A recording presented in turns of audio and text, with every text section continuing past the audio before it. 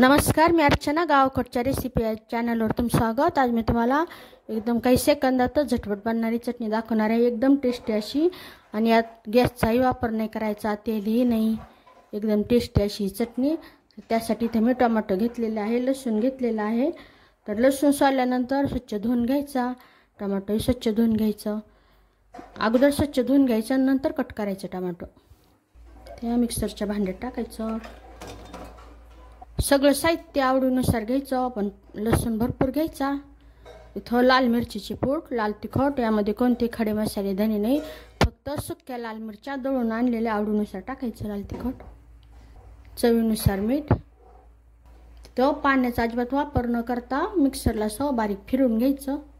मिक्सरला बारीक करून झालेली छान अशी चटणी तयार झालेली. या चटणीला कोथिंबीरची गरज नाही, फक्त छान दिसण्यासाठी किंचितशी कोथिंबीर टाकत आहे.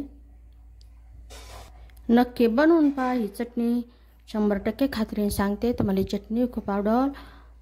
तर अशा माझ्या साध्या सोप्या पण टेस्टी रेसिपीज तुम्हाला आवडत असतील तर माझ्या चॅनलला सबस्क्राईब करा. चॅनलवरच्या बाकी रेसिपी जी आवडल्या तर त्यांनाही लाईक करा.